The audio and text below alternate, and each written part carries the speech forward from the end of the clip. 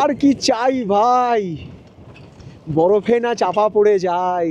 ট্রাকের ছাদে বরফ, চাকার এখানে বরফ।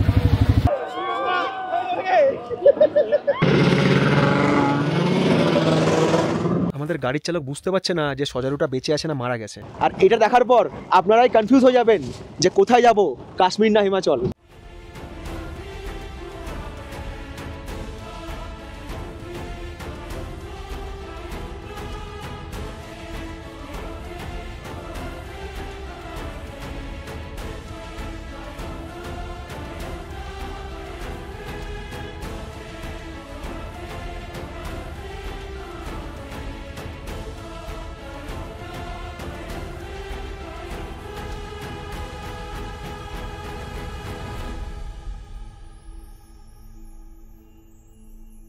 গল্পের টাইটেল কিংবা ট্রেলার বুঝেই দিয়েছে গল্পের নেচার।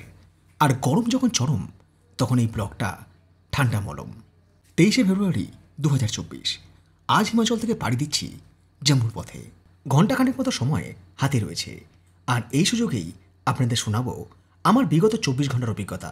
তবে এই অভিজ্ঞতা পুরোটাই বরফ সাদা, রঙিন বলে কিছুই নেই। আর গল্প শুনতে শুনতে আপনাদের ক্যাথা কম্বলের প্রয়োজন হলেও হতে পারে। আগের দিন অর্থাৎ 22শে ফেব্রুয়ারি সকালে ঘুম ভেঙে নিজেকে আবিষ্কার করলাম ঝকঝকে রৌদ্রোজ্জ্বল মিষ্টি এই সকালে। হিমাচলের তাপমাত্রা হিমাঙ্কের নিচে থাকলেও রোদের উষ্ণতা বেশ উপভোগ্য, আর সেই সঙ্গে আলো মাখা শৈলশহর ঢেকে রয়েছে হালকা থেকে পুরু বরফের চাদরে। গতকাল রাতে যখন এখানে এসে পৌঁছেছিলাম তখন অন্ধকারে ঠাওর করতে পারিনি এই অঞ্চলের পরিবেশ কতটা সুন্দর। গুঁড়ো গুঁড়ো বরফখুঁড়িতে ঢাকা রয়েছে পুরো এলাকাটা। মানালি থেকে কয়েক কিলোমিটার দূরে এই জায়গার নাম প্রিনি। যারা শহরের কোলাহল ছেড়ে একটু তফাতে ভালো হোটেল কিংবা রাত্রিবাসের সন্ধান করেন তাদের জন্য এই জায়গায় হোটেল নেওয়ার সিদ্ধান্তটা একদম সঠিক। আজ প্রশ্ন আসতেই পারে, আপনার কি এই জ্যাকেটটা ছাড়া কোনো জ্যাকেট নাই? প্রত্যেকটা ব্লগে একই জ্যাকেট, জ্যাকেটও পুরনো, মানুষটাও পুরনো, কিন্তু দিনটা নতুন। সবাইকে সুপ্রভাত। আজ 22শে ফেব্রুয়ারি। এই মুহূর্তে আমি রয়েছি মানালিতে। গত পর্বে আপনারা দেখেছিলেন যে ধর্মশালা থেকে রাত্রেবেলায় এসে মানালি পৌঁছেছিলাম। রাত্রেবেলায় স্নোফল হওয়ার পর এই হোটেলে এবং হোটেল সংলগ্ন আশেপাশের পরিবেশ রাত্রেবেলা কীরকম লাগে সেটা আপনার সঙ্গে শেয়ার করেছিলাম। আজ সকালে দিনের বেলা একবার দেখুন এখানকার পরিবেশ কীরকম।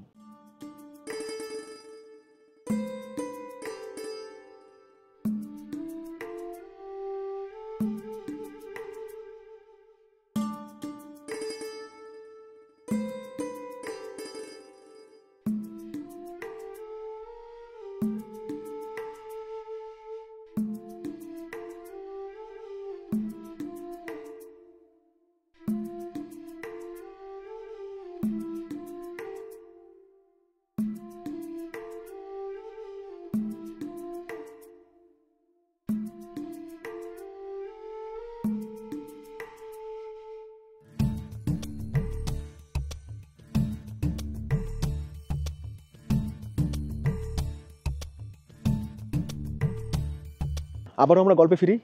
এই হোটেলে ব্রেকফাস্ট দেওয়ার সময় হচ্ছে সকাল 8:30। তো আমি আজকে ঘুম থেকে উঠেছি সকাল 9টার সময়। ব্রেকফাস্ট তেমন কিছু করিনি, একটু মুড়ি খেয়েছি আর একটু চা খেয়েছি, তৈরি হয়েছি এবং বেরিয়ে পড়েছি। আর ওয়েদার ফোরকাস্ট অনুযায়ী আজকে এখানে স্নোফল হওয়ার কথা। আকাশে দেখতেই পাচ্ছেন যে মেঘ কিন্তু ভালোই জমেছে। বেলার দিকে হয়তো স্নোফল হলেও হতে পারে কিংবা রাত্রে স্নোফল হতে পারে। আর মানালিতে আমি যে হোটেলে আছি সেই হোটেলটা হচ্ছে এইটা। এবং এ যাবৎ হিমাচল প্রদেশের যে প্রোগ্রাম আপনারা দেখছেন, যে ভ্লগস আপনারা দেখছেন, ডালহৌসি, ধর্মশালা বা মানালি, এই সমস্ত প্রোগ্রামে হোটেল এবং গাড়ি যে আমাকে সব কিছু অর্গানাইজ করে দিয়েছে তার নাম্বার দেওয়া থাকলো ভিডিও ডেসক্রিপশন বক্সে এবং এই স্ক্রিনে। প্রয়োজনে আপনারা যোগাযোগ করে নিতেই পারেন। এই জায়গাটা কিন্তু মানালির মেল রোড থেকে দূরে। এই জায়গাটার নাম হচ্ছে প্রিনি। এবার দূরে হোটেল নেওয়ার একটাই কারণ হচ্ছে যে আমার একটু অফ সাইডের জায়গা পছন্দ, যেখানে একটু ফাঁকা ফাঁকা থাকবে, সবুজ গাছপালা থাকবে। আর এখন এখানে স্নোফল হয়েছে, তো এই যে স্নোফল, এই যে আশেপাশের প্রাকৃতিক দৃশ্য, এই যে আপেল গাছ, এই যে জমিতে সমস্ত বরফ জমে আছে, এইটা কিন্তু মানালির মেল রোডে আপনারা পাবেন না। ওই জন্য আমি ঠিক করেছিলাম যে এবার হোটেল একটু দূরে নেব। আর এখান থেকে মানালি হচ্ছে 3 কিলোমিটার, রোটাং হচ্ছে 54 কিলোমিটার। সকাল 10:29, তাপমাত্রা -10 ডিগ্রি দেখাচ্ছে, বাট গরম কিন্তু মারাত্মক লাগছে। হয়তো পাহাড়ের ওপরে স্নোফল হচ্ছে বা ওইদিকে হয়তো ওয়েদার খারাপ, এদিকে বোঝা যাচ্ছে না, কারণ মানালি তো অনেকটা নিচুতে। আর এখন আমরা চলেছি হচ্ছে সোলাং ভ্যালির পথে, কারণ মানালি বেড়াতে আসলে আপনারা বরফ পাবেন, সোলাং ভ্যালিতে পাবেন, শিশু ভিলেজে পাবেন, কাছাকাছির মধ্যে বলছি, এবং সেই সাথে পেয়ে যাবেন হচ্ছে রোটাং পাসে। কিন্তু রোটাং পাস হচ্ছে এখন বন্ধ, রোটাং পাসে তো গাড়ি চলাচল করবে না। 15 মের পরে রোটাং পাস খুলবে, তখন আপনারা যারা মে মাসের মে মাসের মাঝামাঝি সময় মানালি আসেন তখন আপনার রোটাং পাসে গিয়ে প্রচুর বরফ পাবেন, বা কপাল ভালো থাকলে অনেকে অক্টোবর মাসেও বরফ পেয়ে যান। এখান থেকে অটল টানেল হচ্ছে 24 কিলোমিটার, আর লে হচ্ছে 426 কিলোমিটার। শ্রীনগর হয়ে লে গিয়েছি, কিন্তু কখনো মানালি হয়ে লে যায়নি। এই বছর ইচ্ছে আছে হ্যাঁ, মানে পরিকল্পনা নেই, মানালি হয়ে লে লাদাখ ঘুরে আবার শ্রীনগর হয়ে ফেরা। দেখা যাক সময় পাই কিনা।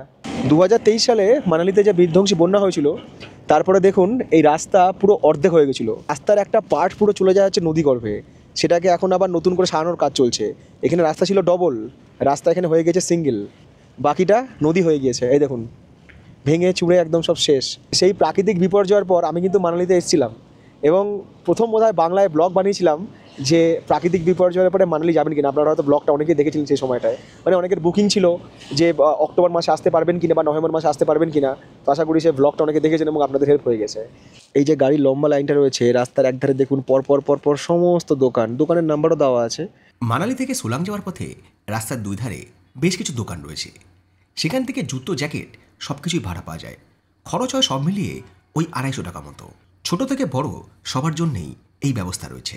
ভালো জ্যাকেট জুতো যদি আপনাদের সাথে না থাকে তাহলে কিন্তু আপনারা এখান থেকে রেন্ট নিতে পারেন। আমি যে জ্যাকেটটা পরে আছি ডেকাথলনের, এটা কিন্তু ওই -6-7-এও চলে যাবে, ভালো কাজ দেবে। কারণ আমি তো এটার নিচে আরেকটা শুধু ওয়ার্মার পরে আছি, আর তো কিছু পরে নেই। তো আপনারা রেন্টও নিতে পারেন, বা যদি প্রয়োজনে একটা সঙ্গে কিনে রাখতে পারেন। প্রত্যেক বছর ধরুন বেড়াতে আসছেন পাহাড়ে বা ঠান্ডার জায়গায়, তখন আপনাদের কাজে আসবে। যাদের কাছে সানগ্লাস কিংবা রোদ চশমা নেই তারাও এখান থেকে সানগ্লাস কিনে নিতে পারেন, বা সেই সাথে যদি গ্লাভস সঙ্গে না নিয়ে আসেন গ্লাভস কিনে নিতে পারেন। যদিও জুতো কিংবা জ্যাকেটের থেকে সেই মুহূর্তে আমার কাছে প্রয়োজন ছিল অন্য একটা জিনিস খুঁজে বের করার। ব্লগারদের জীবন শুধুমাত্র বেড়ানোর মধ্যে সীমাবদ্ধ থাকে না, সেই সময় কিন্তু তাদের অনুসন্ধান করতে হয় খাবারের। হোটেলে তো কোথাও ঘি পাচ্ছিলাম না, তা হোটেলে বলেছিল যে আপনি রাস্তাঘাটে পেয়ে যাবেন, হিমাচলের দোকানপাট প্রচুর আছে, মানালিতে পেয়ে যাবেন। 180 গ্রাম ঘি, এটার দাম পড়লো হচ্ছে 150 টাকা। আজকে খাওয়া দাওয়াটা ঠিকঠাক হবে, আর খাবো তো সেই একবেলা সেদ্ধ ভাত, আর কি আছে। গাড়ি আমাকে নামিয়ে দিল রাস্তার একধারে। সবার ক্ষেত্রেই একই ব্যবস্থা। আর বিকল্প হিসাবে এখান থেকে এটিভি বাইক কিংবা 4x4 গাড়ি ভাড়া করে সোলাং যেতে হবে, কারণ রাস্তার যা অবস্থা তাতে টুরিস্ট গাড়ি চলবে না। ওই দূর পর্যন্ত সব পাইন গাছ বরফে ঢেকে রয়েছে, আর সামনে আরও বরফ, প্রচুর বরফ সামনে। আর এইখানে ফুচকাও বিক্রি হচ্ছে, ভুট্টাও বিক্রি হচ্ছে, এখানে বাচ্চারা খেলছে বরফ নিয়ে। আর এই জায়গাতে গাড়ি করে ম্যাগি, রাজমা চাवल, এই সমস্ত ভাত এসব বিক্রি হচ্ছে। ভাইয়া ভুট্টা কিতনা দিয়া? এক বানা দিজিয়ে না। এখান থেকে ভুট্টা নিলাম, ভুট্টা নিল হচ্ছে 50 টাকা। বললাম ভাই কোথায় বাড়ি? বললো উত্তরপ্রদেশ। বিভিন্ন জায়গায় দেখি উত্তরপ্রদেশ, বিহার থেকে মানুষজন এসে ব্যবসা করছে। বললাম কত ইনকাম হয় পার ডে? বললো 2000 টাকার মতো প্রতিদিন ইনকাম হয়ে যায়। এমনিতেই প্রচুর টুরিস্ট এখানে, আর ঠান্ডার সময় ভুট্টা বেশ ভালো লাগে। ইউপি বিহারের লোক সব জায়গায় গিয়ে ব্যবসা করছে, কলকাতাতেও গিয়ে ব্যবসা করছে। আর বাঙালি লোকজন শুধু সোশ্যাল মিডিয়ায় কমেন্টস মারছে আর শুধু লোকের খুদ ধরে বেড়াচ্ছে। মানে ইনকামের দিকে চিন্তা কম, লোকের খুদ ধরাতে চিন্তা আর কি বেশি। পর্যটকরা যে যেখানে নেমেছে সেখানে নেমেই বরফ পেয়েছে, আর বরফ পাওয়ার সাথে সাথে সবাই বরফ নিয়ে লুটুপুটি করছে। এইরকমই হয় কিছু সিন। ঠান্ডা লাগছে, ভালো এরকম ঠান্ডা আছে, জ্যাকেট পরে আছি বলে অতটা ফিল হচ্ছে না। এরপরে আমাকে গ্লাভস পরতে হবে, কারণ যত উপরে যাব ঠান্ডা কিন্তু ততই বাড়বে। তবে মাইনাস ঠান্ডা থেকে নিজেকে বাঁচানোর জন্য জ্যাকেট কিংবা গ্লাস ছাড়াও অন্য একটা প্রিকশনেরও প্রয়োজন ছিল। এই জিনিসটা ব্যবহার করলে 10 ঘন্টা পর্যন্ত শরীরে উষ্ণতা থাকে। প্রথমে এটাকে ঝাঁকাতে হবে, একটু ঝাঁকালে এটা অ্যাক্টিভেট হয়ে যায়। ভুঁড়িতে একদম চিপকে দাও, এটাকে নামিয়ে দাও। চলো রে ভাই কৈলাসেতে যাই, হর হর মহাদেব। সংখ্যায় অধিক হলে 4x4 জিপসি গাড়ি আর একজন হলে এটিভি বাইক, এই সিস্টেম মেনে নিয়ে ওই স্পট থেকে এটিভি গাড়ি বুক করে রওনা দিলাম সোলাং ভ্যালির উদ্দেশ্যে। যে স্পিডে এটিভি চলছে তাতে ঠান্ডা যে লাগছিল না সেটা অস্বীকার করতে পারি না, কিন্তু পথের দুই ধারে দুর্দান্ত সব দৃশ্য মন থেকে ঠান্ডার অনুভূতিকে যতটা সম্ভব দূরে রেখেছিল। পথের দুই ধারে 3 থেকে 4 ফুট বরফ, কোথাও কোথাও পরিমাণটা আরও বেশি। কিছুক্ষণ আগেই স্নো পুষা জেসিবি এসে এই রাস্তা পরিষ্কার করে দিয়েছে। আশেপাশের ঘরবাড়ি, দোকানপাট, ছোটোখাটো হোমস্টে থেকে হোটেল সবকিছুই এখন কয়েক ফুট বরফের নিচে। আমার হোটেল বা হোমস্টেটা যদি এই জায়গায় হতো কেমন হতো? সোলাংয়ের প্রায় কাছাকাছি পৌঁছে গিয়ে দেখি সদ্য স্নোফলে ঢেকে গিয়েছে পুরো জায়গাটা। পর্যটকরা পাইন গাছগুলোর নিচে বরফ নিয়ে ফটো তোলা, ভিডিও করা, সেই সাথে নানা রকম অ্যাক্টিভিটিতে নিজেদের ব্যস্ত রেখেছে। এখন সমস্ত ট্রাক আটকে গিয়েছে, এখানে যাবে কেমন করে? ট্রাকের ছাদে বরফ, চাকার এখানে বরফ। রাস্তায় জমা বরফের এতটাই কাঠিন্য যাতে আটকে গিয়েছে আস্ত একখানা মালবাহী ট্রাক। বরফ জমে যাওয়া রাস্তা এতটাও সংকীর্ণ যেখানে ট্রাফিক সামলাতে রীতিমতো হিমশিম খাচ্ছে হিমাচলের ট্রাফিক পুলিশ। পর্যটকদের অবশ্য এইসব নিয়ে কোনো চিন্তা নেই, তারা গাড়ি থেকে নামতে পারলে যেন স্বর্গের সন্ধান পাবে, এই লেভেলে তারা উত্তেজিত। এই দিকটা শুধু দেখুন, কি লাগছে। আর সোলাং ভ্যালি থেকে অটল টানেল এখনো 12 কিলোমিটার, কিন্তু ওইদিকে যাওয়া সম্ভব নয়, গাড়ি চলছে না। সোলাং পৌঁছে দেখি আমার ডান দিকে রাস্তা থেকে কিছুটা তফাতে বহু পর্যটক নিজেদের ব্যস্ত রেখেছে নানা রকম স্নো অ্যাডভেঞ্চার অ্যাক্টিভিটিতে। কেউ কেউ আবার চমড়ি গায়ের সঙ্গে ফটো ক্লিক করতে ব্যস্ত। সাদা বরফের ওপরে বিভিন্ন রঙের জ্যাকেট পরা মানুষগুলোকে দেখে হঠাৎ মনে হতে পারে আমরা হয়তো পৃথিবীর সীমা ছাড়িয়ে কয়েকদিনের ছুটি কাটাতে এসেছি কোনো শীতল গ্রহতে, যেখানে রাজত্ব চিরতুষারের। Welcome Solang snow point, but অবশ্যই আসুন, না হলে বিরাট মিস। এখানেও জুতো, জ্যাকেট সব রেন্টে পাওয়া যাচ্ছে। ওদিকে নানা রকম খাবারের দোকান, যেখানে টুরিস্টরা খাওয়া দাওয়া করছেন টুকটাক, গরম গরম ম্যাগি, মোমো। আর গাছের ওপর থেকে মাঝে মধ্যে এই যে স্নোগুলো ঝরে পড়ছে, হট করে মনে হচ্ছে এই বোধহয় স্নোফল শুরু হয়ে গেল। আলাদাই ভাই। শীতকালে কাশ্মীর বেশ কয়েকবার গিয়েছি, প্রচুর বরফও পেয়েছি, পর্যটকদের ভিড়ও দেখেছি, কিন্তু সোলাং ভ্যালি যেন অন্যরকম সুন্দর। তাই পর্যটক কিংবা পর্যটন দুটোর কোনোটারই কমতি নেই, বিশেষ করে এই ফেব্রুয়ারি মাসে। গুলমার্গের মতোই এখানে ভাই, ততই টুরিস্ট আর ততই হচ্ছে এখানে নানা রকম অ্যাক্টিভিটি।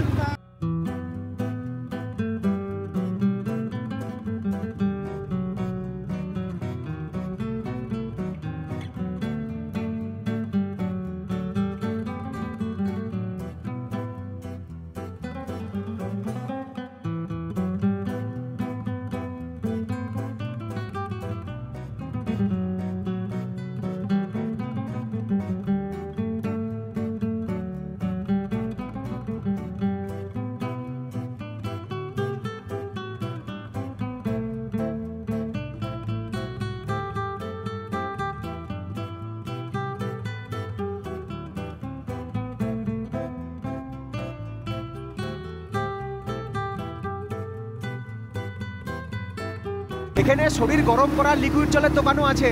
এটিবি আমাকে নামিয়ে দিল সোলাং ভ্যালিতে এটিবি স্ট্যান্ডে।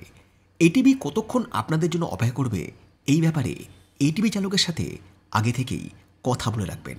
প্রশ্ন এইটা হবে না যে সোলাং ভ্যালিতে এসে আমরা কি কি করব, প্রশ্ন এইটা হবে যে সোলাং ভ্যালিতে এসে আমরা কি কি করব না, কি নেই এখানে। এই রাইডটার নাম হচ্ছে স্কিডু।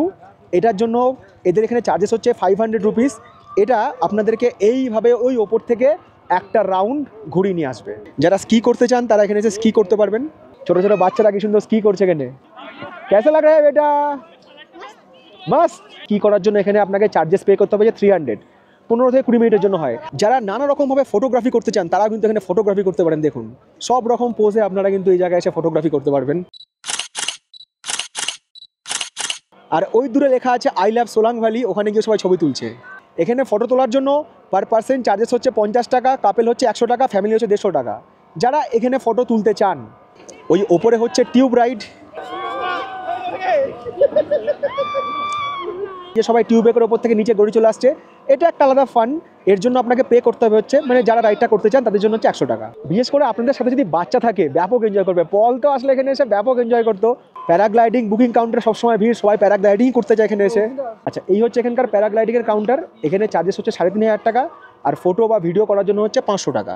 এখানে প্যারাগ্লাইডিংয়ের সিস্টেমটা একটু আপনাকে বলে দিই। যারা প্যারাগ্লাইডিং করবেন আপনাকে রোপওয়ে করে ওপরে যেতে হবে। যে প্যারাগ্লাইডার, যে পাইলট সব আপনার সঙ্গে যাবে এবং ওপর থেকে আর কি ডাইভটা হবে। প্যারাগ্লাইডিং করার জন্য যদি আপনারা রোপওয়ে করে ওপরে যান, সেক্ষেত্রে কিন্তু আপনাদেরকে রোপওয়ের কোনো চার্জেস দিতে হবে না। টোটাল খরচ হচ্ছে 3500 টাকা, এবং এর সঙ্গে যদি আপনারা ভিডিওগ্রাফি তো অবশ্যই করবেন, তার জন্য পে করতে হবে হচ্ছে 500 টাকা। আর যদি আপনাদের কাছে অ্যাকশন ক্যামেরা থাকে বা ভালো সেলফি স্টিক থাকে, সেক্ষেত্রে আপনি নিজের ভিডিও শ্যুট করতে পারেন। এছাড়াও যারা ছোটো ছোটো প্যারাগ্লাইডিং রাইড করবেন তাদের জন্য খরচ হবে হচ্ছে 1000 টাকা। স্নোবল কিতনা ভাইয়া यहाँ पे? আগের বার যেমন চার্জ ছিল এবারও তেমনই রয়েছে। এখানে স্নোবল একজন করুন বা দুজন করুন পড়বে হচ্ছে 500 টাকা। এটাও একটা খুব সুন্দর অনুভূতি। আপনারা যারা দুজনে মিলে আসছেন, কাপেল, তারা কিন্তু করতে পারেন, ভালো লাগবে। বা সিঙ্গেল আসলেও করতে পারেন, আমি আগেরবার করেছিলাম, বেশ মজা এসেছিল। এই সব রয়েছে এখানে অ্যাক্টিভিটি। এছাড়াও বাইরে প্রচুর টুকটাক খাওয়া দাওয়ার দোকান রয়েছে, এখান থেকে আপনারা খাওয়া দাওয়া করতে পারবেন। 2 ঘন্টা বা 3 ঘন্টার জন্য আপনারা কিন্তু এখানে ফাটি এনজয় করতে পারবেন।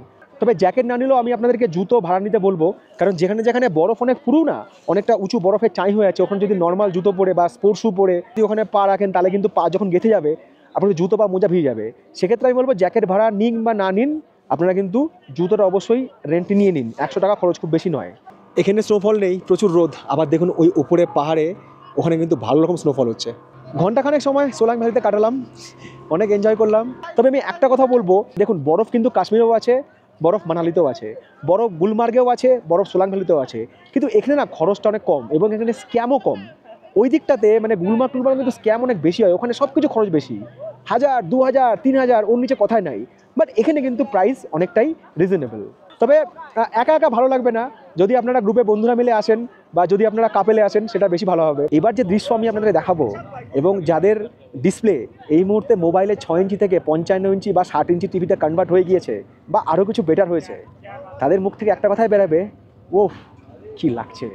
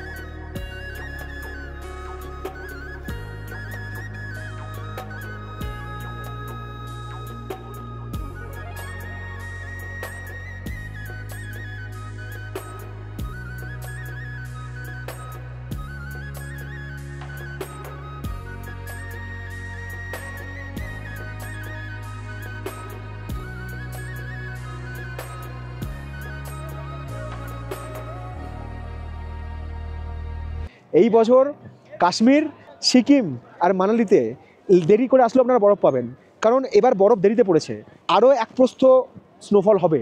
বাট যারা আপনারা এখানে আসছেন মন ভরে যাবে, এত সুন্দর জায়গা, এত বরফ। এবার ফিরতে হবে এখান থেকে। মানালিতে আরও একটা জায়গা রয়েছে যেটা হামটা পাস, সেখানেও এরকম বরফ রয়েছে। তো ওই হামটা পাসে যদি আজকে যাওয়া যায়, যদি রাস্তা খোলা থাকে সেটা একবার যাওয়ার চেষ্টা করবো। সেই সঙ্গে হিড়িম্বা টেম্পল বা আর যা কিছু আছে আজকে দেখে নেবো, কারণ কালকে আমি মানালি থেকে আবার রওনা দেবো হচ্ছে আম্বালা ক্যান্টনমেন্টের উদ্দেশ্যে। সময় বেলা 3টে, এটিভি কার আমাকে এখানে নামিয়ে দিল, আর এখানে গাড়ি আমাকে আবার পিক আপ করে নিয়ে যায় মানালির দিকে, মানে শহরের দিকে। আর এটার জন্য আমার খরচ পড়লো হচ্ছে 2500 টাকা। এগুলো সাধারণত 1500 থেকে 1700 নেয় অন্যান্য সময়, কিন্তু এখন হচ্ছে পিক টাইম এই অর্থে এখানে প্রচুর ট্যুরিস্ট, আর সেই জন্য এই গাড়িগুলোর চাহিদা মারাত্মক। তো 3500 থেকে শুরু হয়েছিল বার্গেনিং, লাস্টে 2500-এর অফার হলো, তো করে দিল। হোটেলে ফিরে আসার আগে গাড়ি আমাকে নামিয়ে দিল হিড়িম্বা দেবী মন্দিরের সামনে। বছরের অন্যান্য সময়ে এই মন্দিরটা সৌন্দর্য একরকম, কিন্তু শীতকালে বিশেষ করে যখন মানালিতে বরফ পড়ে তখন সবুজ পাইন গাছের জঙ্গলে বরফে ঢেকে যাওয়া এই মন্দিরটার সৌন্দর্য অন্যরকম। পাইন গাছের ফাঁকে ফাঁকে সব নিচে বরফ জমে আছে, আর তার মধ্যে মন্দিরটা না, এখানকার এনভায়রনমেন্টই আলাদা। এখানে আপনারা যারা আসছেন তারা হিমাচল প্রদেশের পোশাক পরে এরকম সেজে গুজে ছবি তুলতে পারবেন, খরগোশ নিয়েও ছবি তুলতে পারবেন। এই রাস্তা দিয়ে একটু সাবধানে হাঁটতে হবে, কারণ পথ বেশ পিছল। একটা সময় যদি খুব স্নোফল হয় না, তাহলে এই মন্দির চত্বরটায় পুরো সাদা হয়ে বরফে ঢেকে থাকে। আমি ভিডিও দেখেছি, মন্দির চত্বরের আশেপাশে বরফ, আর এই সমস্ত গাছের ওপর থেকে মাঝে মধ্যে বরফ ঝরে ঝরে পড়ছে। যতজন ট্যুরিস্ট এখানে আসে না, তার অধিকাংশই এখানে হিমাচল প্রদেশের যে ট্র্যাডিশনাল পোশাক, সেই পোশাক পরে পুরুষ এবং মহিলা সবাই কিন্তু এখানে ফটোগ্রাফি করে। খুব ভালো একটা স্মৃতি, খুব ভালো একটা ছবি তারা সঙ্গে নিয়ে যায়। এইটা হচ্ছে মন্দিরের ফ্রন্ট, ভেতরে ক্যামেরা অ্যালাউ নয়। এই জায়গায় কিন্তু প্রি ওয়েডিং শ্যুট হয়, অনেকে কিন্তু প্রি ওয়েডিং শ্যুট এখানে এসে করে। এই প্রি ওয়েডিং শ্যুট নিয়ে না একটা গল্প বলি, একটু ইমোশনাল গল্প। আমার খুব শখ ছিল যে বিয়ের যে ভিডিও অ্যালবামটা হবে, শ্যুটিংটা কীরকম, যে আমি বাইক নিয়ে আসবো, আর যে বিয়ের পাত্রী সে আর কি মিস করছে আমাকে, আর সঙ্গে ওই গানটা থাকবে ব্যাকগ্রাউন্ডে, ও সুইটি আর কেঁদো না আমি আসছি, ওই চোখের জল ফেলো না। তো গেলাম একটা ব্ল্যাক শার্ট পরে, জিন্স পরে, বাইক নিয়ে। বাইকটা ছিল হচ্ছে সিটি 100 বাজাজের। আমি বলছি এটা হচ্ছে 2009 সালের কথা। সেই শ্যুটিং হলো, কিন্তু কি একটা কারণে আমি সেই বিয়ের যে ভিডিও হয়েছিল সেগুলো নিতে পারিনি, নেওয়া হয়নি। এর একটা বিশেষ কারণ ছিল, সেটা বলি আজকে, বলি দিই যখন এতগুলো কথা বলছি। আমি তখন সেই সময় খুব ভালো চাকরি করতাম না, একটা এনজিওতে চাকরি করতাম, বেতন পেতাম ওই সময় হয়তো 7 কি 8 হাজার টাকা। মানে বিএড কমপ্লিট করেছি, তারপরে বিয়ের পিড়িতে বসেছি, আর আমরা দুজনে আর কি প্রাইভেট চাকরি করতাম। ও একটা স্কুলে পড়াতো আর আমি একটা এনজিওতে ছিলাম। বা আমার যেহেতু একটা ছিল, অনেক খরচ করে বিয়ে দিয়েছিল, বলেছিলাম যে ঠিক আছে বিয়ের যে ভিডিও ক্যাসেটের যে খরচ, মানে ফটোগ্রাফির যে খরচ, সেটা আমি দেবো। বাট কী কারণে তখন মাইনা ফাইনা হয়নি, 2-3 মাস যা হয় আর কি এনজিওতে, ওই টাকাও ম্যানেজ করতে পারিনি আর ক্যাসেটটা না হয়নি। তার 2 বছর পরে মনে পড়লো যে না, এবার টাকা পয়সা জমেছে, তখন আমি গভর্নমেন্ট সার্ভিস পেয়ে গেছি, এবার আমাকে তো ক্যাসেট নিতে হবে ভিডিওটা। তো ফোন করলাম সেই দাদাকে, তো সে বললো যে কৌশিক আমি তোরা খুঁজে পাচ্ছি না, কোথায় রেখেছি।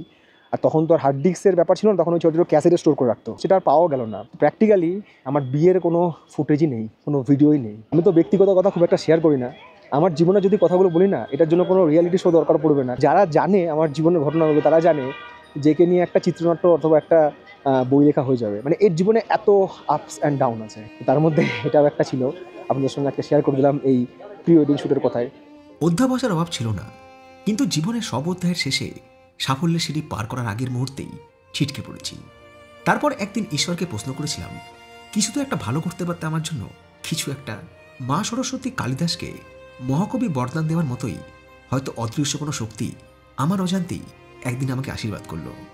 তোকে যা দিলাম তা পেতে হয়তো অনেক পুরুষের অনেক জন্ম কম পড়ে যাবে, তবে জীবনটা সেই সাধারণই থাকবে, আর অতীতের কথাগুলো সবসময় মনে। আর কেন জানি না মন বলে, যারা জীবনযুদ্ধে সৎপথে থেকে একটু আত্র সফল, তাদের সবার জীবনেই কোনো না কোনো স্যাড স্টোরি আছে, আর তাদের চোখের জল সবসময় হারিয়ে যায় ঠোঁটে লেগে থাকা হালকা হাসির ছোঁয়ায়। বিকেল 4:26 গাড়ি আমাকে নামিয়ে দিল মানালির ম্যাল রোডের সামনে। আর 2024 সালের মতো এবারও, মানে এই বছরও আমি আবারও একবার মানালির ম্যাল রোডে। মানালির ম্যাল রোড হোক কিংবা লের কিংবা গ্যাংটকের কিংবা দার্জিলিংয়ের, এগুলো কখনো পুরনো হওয়ার নয়। আর যারা টুরিস্ট, তারা যখন এইসব জায়গায় আসে, সন্ধ্যাটা অন্তত চেষ্টা করে ম্যাল রোডে কাটাতে। টুকটাক খাওয়া দাওয়া, একটু গল্প করা, ছবি তোলা, ভালো সময় কাটানো ফ্যামিলির সাথে, পার্টনারের সাথে। দিল্লি মানালির যে ভলভো বাস, সেটা কিন্তু বুকিং কাউন্টার এখানে রয়েছে। ওয়াইল্ড ক্রাফটের শোরুম আছে এখানে, ভাবছি এটা ওয়াইল্ড ক্রাফটের জ্যাকেট কিনে নিই। বাড়ির লোক বলছে যে একই জ্যাকেট পরে ভিডিও করছো, একই জ্যাকেট পরে ভিডিও করছো। হ্যাঁ, টেস্টি যে লাগছে, দেখি কত কি দাম বলে। ওয়াইল্ড ক্রাফটের দোকানে দেখলাম, বাট পছন্দ হলো না। পছন্দ হলো মানে কালারগুলো খুব সুন্দর, আর ওয়াইল্ড ক্রাফটের জিনিস আমি ইউজও করি, ওয়াইল্ড ক্রাফট নাহলে ডেকাথলন। কিন্তু যেটার পছন্দ হলো সেটা সাইজে হলো না, যেটার সাইজে হলো সেটা পছন্দ হলো না। যারা মানালি থেকে শপিং করতে চান না, কিন্তু শপিংও করতে পারবেন। এই ম্যাল রোডে এসে এই সামনের দিকে বেশ কিছু দোকান আছে, একটু ভেতর দিকে, ওর ভেতরে কিন্তু ভালো জামা কাপড় মানে শীতের পোশাক কিন্তু আপনারা কিনতে পারবেন। এছাড়াও এই রাস্তা যাচ্ছে ডান দিকে গেলেও কিন্তু প্রচুর দোকান রয়েছে, খাবার দাবারের দোকান রয়েছে। মোট কথা জমজমার জায়গা। মানে এখানে এসে কিছু না কিছু কিনে আপনি নিয়ে যাবেন, খালি হাতে যেতে ইচ্ছা করবে না। এটা হচ্ছে মানালির local bus stand, HRTC bus stand. এখান থেকে বিভিন্ন জায়গার যাওয়ার আর কি বাস টাস পাওয়া যায়। দিল্লির ভলভো বাসের টিকিট এখান থেকেও কাটা যায়, এখান থেকে আপনারা কাটতে পারবেন। মানালির ম্যাল রোডে আসলেন, আইসক্রিম ট্রাই মাস্ট, দাম মাত্র 50 টাকা। মানালির ম্যাল রোডে এই যে ভদ্রলোকের মূর্তি রয়েছে, এনার নাম কি, এটা আপনাদের জন্য প্রশ্ন। ফিরে এলাম হোটেলে, সন্ধ্যা হয়ে গিয়েছে। আর সন্ধ্যা হলেই মাতালরা খোঁজে সুড়ি, আর কৌশিক খোঁজে হচ্ছে মুড়ি, চানাচুর আর টাটকা গাজর, আর সে সঙ্গে ধনিয়া পাতা একদম কেটে ভালো করে মাখিয়ে নিয়েছি। মানালিতে আজ আমার শেষ রাত, আর একই সঙ্গে শেষ নৈশভোজ। ভাত নিয়েছি, স্যালাড নিয়েছি, একটা ডিম সেদ্ধ, আলু, আর সেই সাথে সেই ঘি কিনেছিলাম। ঘিয়ের টেস্ট বেশ ভালো। বাংলা আর হিমাচলের ঘিয়ের টেস্টের মধ্যে খুব একটা পার্থক্য নয়, তবে বাড়িতে বেশিরভাগ সময় কী হয়, আলু আর ডিমটাকে ও আলাদা করে সেদ্ধ করে দেয়, আর ভাতের মধ্যে ভাত আর মধ্যে ডাল, মুসুরির ডাল ফেলে দেয়। একটু ভাতটা একটু নরম হয়, একটু ফেনা ফেনা হয়, ওই মাখিয়ে মুখিয়ে খেয়ে নিই। আবার কি রাত ফুরিয়ে আজ 23শে ফেব্রুয়ারি সকাল। এক কাপ চা হাতে বাইরে এসে দেখি গতকাল রাতে আর নতুন করে স্নোফল হয়নি, আর আগের দিনে আশেপাশে জমে যাওয়া সমস্ত বরফ মেল্ট হয়ে গিয়েছে, বা বলা ভালো প্রকৃতির অদৃশ্য হাতের জাদুতে রাতারাতি যেন মিলিয়ে গিয়েছে। 23শে ফেব্রুয়ারি, সময় সকাল 7:50। ট্রেনি থেকে আমি আজকে রওনা দিলাম হামটা পাস দেখার উদ্দেশ্যে। আগের দিন যেতে পারিনি, বেলা হয়ে গেছিলো, তো আজকে সেই অপূর্ণ কাজটা পূর্ণ করছি। তারপরে মানালি থেকে রওনা দেবো আমার পরবর্তী গন্তব্যে। তো প্রিনি থেকে এই হামটা পাস যেতে সময় লাগবে 1 ঘন্টার মতো। এটা পুরোটাই অফ রোডের জার্নি, এবং এখানে কিন্তু আমরা যে ভেহিকেলে ট্যুর করি সেই ভেহিকেল কিন্তু যাবে না, এখানে যাবে হচ্ছে জিপসি। একটা জিপসিতে আপনারা 7 জন অবধি যেতে পারবেন। আমার সাথে রয়েছে রোহিত ঠাকুর, ওনার সাথে আমি আজকে চলেছি হামটা পাস দেখতে। এখানে সিকিউরিটি রয়েছে, কারণ এই রাস্তা হচ্ছে শুধুমাত্র 4x4 যাওয়ার জন্য, অন্য কোনো গাড়ি কিন্তু এখানে যাবে না। গতকাল রাত্রে কিংবা আজকে সকাল থেকে কিন্তু স্নোফল হয়নি, এবং ওয়েদার খুবই ভালো। এতে একদিক থেকে ভালো কি বলুন তো, আমরা কিন্তু খুব ভালো ফুটেজ পাবো এই জায়গার, সিনেম্যাটিক শট পাবো, আমরা ড্রোন শট পাবো, পুরো অফ রোড এক্সপিরিয়েন্স হচ্ছে। সমুদ্র পৃষ্ঠ থেকে এই হামটা প্রায় 14,000 ফুট উচ্চতায়।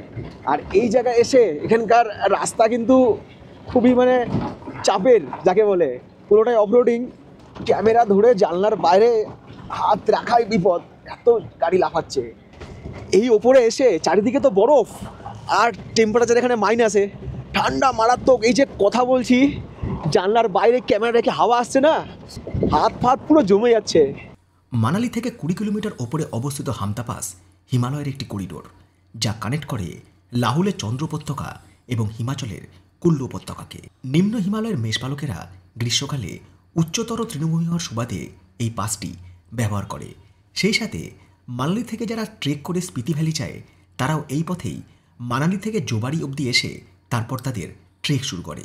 ঝুলন্ত হিমবাহ, পাইন গাছ, রডোডেন্ড্রন ফরেস্ট, খোলা তৃণভূমি, ছোট ছোট লেক, এমনকি মাউন্ট ইন্দ্রাসেনের মতো 6,000 মিটার পর্বত শৃঙ্গ রয়েছে এই পথে।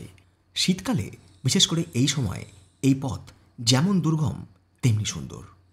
আর কি চাই ভাই, বরফে না চাপা পড়ে যাই।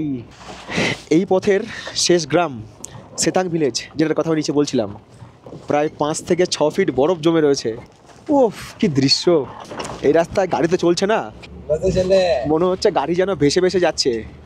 আর তার মাঝখানেও ক্যাফে রয়েছে, তার মাঝখানে হোমস্টে রয়েছে, বাড়িঘর তো রয়েছে, এখানেও রুমস আছে, ডরমেটারিজ আছে। কি সুন্দর, কি সুন্দর! ভারতবর্ষ যে এত সুন্দর, এত সুন্দর। বাড়িঘর অর্ধেক যেন ডুবে গিয়েছে বরফের মধ্যে। আমার বারবার পেহেলগামের কথা মনে পড়ছে। গত বছর যখন পেহেলগাম গেছিলাম, সেই পেহেলগাম আর এখানকার ছবি যেন পুরোপুরি এক। একটা রাত এখানে কাটাতে পারলে মন্দ হয় না। পরের বার ট্যুর প্ল্যানে তো এই জায়গাটা আগে রাখবো। প্রকৃতির অপার ভালোবাসার কাছে আদৌ কি কোনো বক্তব্য, কোনো কথা আদৌ কি খাটে? এই মুহূর্তে পা রেখেছি হিমাচলের সেথান ভিলেজে। ট্যুরিস্ট আসা শুরু হবে এখানে মোটামুটি 11টা বা 12টার পর থেকে। আজ সকালে আমি এখানকার প্রথম ট্যুরিস্ট। এখানকার ডগি আসার পরই গায়ে উঠছে, একটা অন্যরকম অনুভূতি ভাই। এই যে হাঁটছি, পায়ের তলে বরফগুলো মড়মড়িয়ে গুড়িয়ে যাচ্ছে, মাঝে মধ্যে দেখা দিচ্ছে 2-1টা পাহাড়ি কাক। সূর্য ধীরে ধীরে তার উচ্চতা বাড়াচ্ছে, তারই আলো এসে পড়েছে পাহাড়ে সার দিয়ে দাঁড়িয়ে থাকা ওই পাইন গাছগুলোতে। আর পাইন গাছগুলো যেন বরফ থেকে উৎপত্তি হয়েছে, নিচের সমস্ত মাটি থেকে শুরু করে গাছের পাতা সবকিছু ঢেকে গিয়েছে। আর ওই যে আপেল বাগানটা দেখুন, ওই আপেল বাগানটাও বরফে ঢাকা। আর এক কথায় এই বাড়িঘর সব বরফের নিচে চাপা পড়েছে। কিছু অনুভূতি হয়তো 6 ইঞ্চি কিংবা 60 ইঞ্চি স্ক্রিনে শেয়ার করা সম্ভব নয়। সম্ভব তখনই যখন আপনারা আপনাদের ডেস্টিনেশনে এইসব জায়গা রাখবেন। একবার দেশটাও ঘুরে দেখুন, কথা দিলাম মন ভরে যাবে। চলুন একটু এই আপেল বাগানটা ঘুরে আসি। না, আপেল তো পাবো না, তবে অন্যরকম একটু ছবি পাবো। সত্যি কি এগুলো নিজের চোখে দেখছি নাকি স্বপ্ন দেখছি বিশ্বাস হচ্ছে না, এত সুন্দর। ছোট্টবেলায় ভিডিও দেখতাম না, ক্রিসমাস, সান্তা ক্লজ, প্রচুর বরফ, তার মধ্যে দিয়ে সান্তা ক্লজ স্লেজ গাড়ি নিয়ে যাচ্ছে, ঠিক যেন সেরকম একটা দৃশ্য। কি দারুণ শুধু দেখুন। এখানে এসে ছবি তুলে তুলে হয়তো হাত ব্যথা হয়ে যাবে, মোবাইলের মেমোরি শেষ হয়ে যাবে, বাট ছবি তোলার ইচ্ছেটাও শেষ হবে না। এত সুন্দর জায়গা, এত সুন্দর। আর এই গাছটাকে নাড়ালে ওপর থেকে ঝুরঝুর করে এসে বরফ পড়ছে। লাল্লু, ঠান্ডা লাগছে না? সেথান ভিলেজ এই পথের শেষ গ্রাম। তারপর জনবসতির দেখা প্রায় নেই বললেই চলে। পথ আরও দুর্গম, সেই সঙ্গে ঠান্ডার প্রভাব সর্বাত্মক। একটা লাইক হয়ে যাক এই মাইনাস টেম্পারেচারে। দেখতে দেখতেই আমাদের গাড়ি চলে এলো তার শেষ সীমানায়। আর এই সকালে আশেপাশের কোনো একটা দোকানও খোলেনি যেখান থেকে 1 কাপ কফি কিংবা চা নিয়ে শরীরের রক্ত চলাচলে একটু উষ্ণতার জোয়ার আনবো। দীর্ঘ সময় এই শীতল পরিবেশে থাকার জন্যই হয়তো হাত পা খুব একটা সঙ্গ দিচ্ছে না। এত উচ্চতায় অক্সিজেনের মাত্রা কম হওয়ার কারণেই হয়তো কেমন যেন ঘুম ঘুম পাচ্ছে। আর সত্যি কথা বলতে না, আমার পুরো ফাটছে। এতক্ষণ আমি এমনি হাতে ছিলাম, এবার ডাব শুনে নিলাম। রোদ হলে কষ্টটা হয় না, কিন্তু মাঝে মধ্যে হাওয়া দিচ্ছে আর মাইনাস ঠান্ডা, হাওয়ার একটা ঝলকা নিয়ে এসে শরীরে যেন কাঁপুনি ধরে দিচ্ছে। হাত আমি সোজা করতে পারছি না, আমি ক্যামেরা কি ধরবো। এরপর এমন একরকম হাওয়া উঠল, বরফকুচি উড়ে এসে আমার চলার পথ যেন বারবার আটকে দিতে লাগলো। কিছু একটা অনুমান করেই হয়তো আমার গাড়ি চালক তার পথ চলা সেখানে স্থগিত করলো। সত্যি বলতে আমারও মনের জোর কোথাও দুর্বল হয়ে আসছিল, কারণ এই প্রত্যন্ত জায়গায় মোবাইলের কোনো নেটওয়ার্কই ছিল না। বেখাপ্পা হাওয়া, সেই সঙ্গে বরফকুচি, আমাদের গাড়ির চালকও দ্রুত হাতে গাড়ি পিছিয়ে আনলো। রাস্তার দুই পাশে তখন বরফের পরিমাণ 7 থেকে 8 ফিট কিংবা তার কিছু বেশি। এ প্রায় 15,000 ফুট উচ্চতায় ড্রোন ওড়ানোটা খুব একটা সহজ ছিল না। গ্লাভস খুলে আরসিকে কন্ট্রোল করতে হচ্ছিল। এমন হাওয়া দিচ্ছে, হাত ভাত আর আমি যে জয়স্টিকটাকে মুভ করতে পারছি না, এমন হাওয়া দিচ্ছে। লাস্টে গ্লাভস খুলে কোনো মতে ড্রোনকে নামালাম। এত ঠান্ডা, এত ঠান্ডা।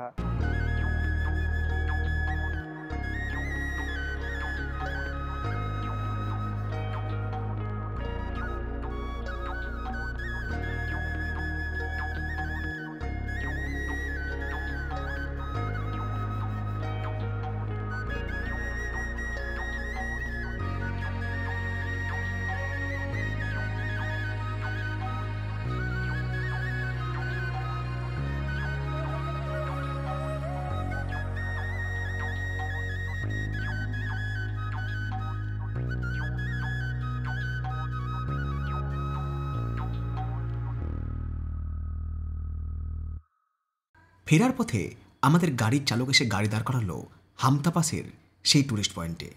চা খেয়ে এই কাপগুলো রাস্তায় এইভাবে পড়ে রয়েছে। রঙিন জল খেয়ে এই বোতলগুলো এখানে গিয়ে দেওয়া হয়েছে। টুরিস্টরা এত পয়সা খরচা করে এখানে আসে, তারা নিজেদের ব্যাপারে এত কনসার্ন, নিজেদের শরীর, নিজেদের স্বাস্থ্য, কিন্তু তারা পরিবেশের ব্যাপারে কবে কনসার্ন হবে আমি জানি না। এখানে বরফ এতটাই ডিপ না, মানে নর্মাল জুতো পরলে জুতো ভিজে যাবে খানিকক্ষণ এখানে দাঁড়ালে। ট্রাকটা অবশ্য পরিত্যক্ত, কিন্তু ট্রাকের সব কিছুই বরফে ঢাকা। আর তার মাঝখানে একটা ছোট্ট পাহাড়ি পাখি উড়ে বেড়াচ্ছে। আরে এইটা কি? এমন সময় চোখে পড়ল ট্রাকের নিচে কি যেন একটা কালো মতো পশু ঘুমিয়ে রয়েছে। প্রথমে দেখে মনে হলো ওটা একটা সজারু। এইটা তো সজারু মনে হচ্ছে, কাটা কাটা কাটা কাটা রয়েছে। খুব সম্ভবত ঠান্ডার কারণে ওই সজারু বরফে জমে মরে গিয়েছে। কি করে প্রাণীরা এখানে সার্ভাইভ করে কে জানে। ওদিকে সময় দ্রুত এগিয়ে যাচ্ছে। মনে পড়ল হোটেলে ফিরে এসে রেডি হয়ে আবারও বেরোতে হবে। দীর্ঘ পথের শেষে গন্তব্য আম্বালা ক্যান্টনমেন্ট স্টেশন।